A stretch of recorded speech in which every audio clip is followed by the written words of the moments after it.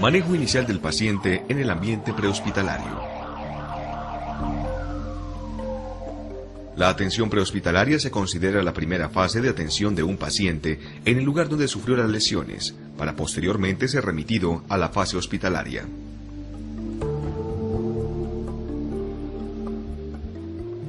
La primera atención es vital para una mejor sobrevida de las personas afectadas y para evitar complicaciones y lesiones mayores. Para la atención de un paciente con trauma en el ambiente prehospitalario, usted debe identificar rápidamente todo aquello que pueda poner en peligro la vida del paciente. Las lesiones más frecuentes que ponen en peligro su vida son problemas de permeabilidad de la vía aérea, inestabilidad de la columna cervical, dificultad respiratoria y trastornos circulatorios. Los pasos del A, B, C, D, E se harán con el paciente de forma secuencial, resolviendo los problemas a medida que se van encontrando, antes de avanzar al siguiente paso. Inspección general. Rápidamente, establezca una condición general del paciente a medida que se van acercando. Evalúe respiración, circulación y su estado neurológico. Observe si se está movilizando, si respira efectivamente, si se sostiene por sí mismo. Identifique cualquier problema externo o grandes deformidades. Una vez al lado del paciente, fije su columna cervical y háblele. Oiga, ¿qué pasó? Esto le permite chequear rápidamente nivel de conciencia, ventilación y pulso. Simultáneamente, puede sentir la temperatura y humedad de la piel. Si está consciente, pregunte, ¿dónde le duele? Mientras está chequeando el color de la piel y el rango de llenado capilar. La respuesta del paciente va a indicar la localización del dolor y también puede ayudar a identificar los puntos más cercanos a las lesiones y su estado neurológico. Una vez cerciorado de la condición del paciente, puede completar el examen primario a menos que exista una complicación que requiera de mayor cuidado, evaluación o tratamiento. Los pasos involucrados en la evaluación primaria y que siguen un orden prioritario son los siguientes. A.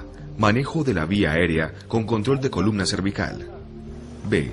Respiración o ventilación. C. Circulación y control de hemorragias. D. Déficit neurológico. E. Exposición y protección del entorno. Vía aérea con control cervical. Abra la vía aérea mediante la elevación del mentón, contracción de la mandíbula. Eventualmente, si el equipamiento y el tiempo están disponibles en el manejo de la vía aérea, se pueden utilizar otras herramientas, como una cánula orofaríngea, la intubación endotraqueal, el combitubo o la máscara laríngea, aspirador de secreciones, o recurrir a métodos transtraqueales como la cricotiroidotomía percutánea. En todos los pacientes con trauma y en pacientes inconscientes se debe sospechar lesión en columna vertebral hasta que se pueda descartar de manera definitiva. Asegúrese que el cuello sea mantenido manualmente en posición neutral durante la apertura de la vía aérea y en la administración de la ventilación necesaria. Respiración, ventilación. En este paso, aplique el MES. M. Mire rápidamente la expansión o elevación torácica. E. Escuche si el paciente habla o si percibe intercambio de gases u otros ruidos. S. Siente el aliento del paciente que sale de su boca cuando éste aspira. Chequee si el paciente está respirando entre 7 y 10 segundos. Si la respiración no estuviese presente, detenga la evaluación y administre ventilación inmediatamente.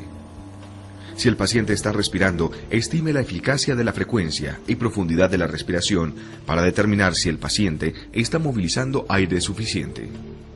Circulación y control de hemorragias. En este paso, la determinación exacta del pulso no es necesaria, pero sí dónde se siente, sea a nivel periférico o a nivel central. Palpe el pulso carotídeo. Si no lo encuentra, inicie masaje cardíaco. De acuerdo con el tiempo para llegar a la atención final del paciente, se debe hacer una asepsia inicial de las heridas o fracturas abiertas. Recuerde que el control de las hemorragias a través de la compresión de puntos sangrantes e inmovilización de las fracturas debe realizarse en el transcurso de la evaluación primaria. No está recomendado el torniquete. Procure asegurar 1 o 2 accesos periféricos venosos, sobre todo en pacientes con trauma severo. Estado neurológico. Evalúe el nivel de conciencia de su paciente mediante la aplicación de un estímulo o sonido. También describa la respuesta del paciente mediante el uso del acrónico ABDI, que quiere decir A, alerta, V, responde a estímulos verbales, D, responde a estímulos dolorosos, I, inconsciente.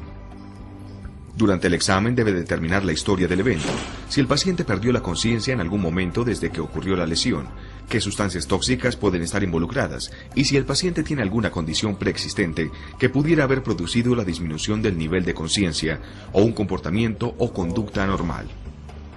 Las pupilas en esta etapa juegan un papel importante en la evaluación de la función cerebral. Exposición y protección del ambiente. Si en el lugar que se encuentra el paciente puede retirarle las ropas, hágalo. Si no, espere que usted esté dentro de la ambulancia y descubra al paciente. A medida que va evaluando, vuelva a cubrir al paciente para conservar el calor del cuerpo. Solamente las partes necesarias del cuerpo del paciente deberán estar expuestas cuando el paciente esté fuera de la unidad de transporte, tanto para preservar la temperatura del cuerpo como para respetar el pudor del paciente. Recuerde que en este caso su objetivo es identificar otras lesiones que en el momento no fueron muy evidentes. Colocación del collarín cervical. Para inmovilizar la columna cervical, verifique que no esté contraindicado llevar la cabeza a la posición neutral alineada. Utilice un collar cervical para impedir movimientos de flexión, extensión y rotación. Una persona sostiene la cabeza y otra coloca el collar cervical. Evite soltar la cabeza del paciente hasta que el collar esté completamente fijado. Haga inmovilización manual de la cabeza del paciente, sin tracción y ubicándola en posición neutra.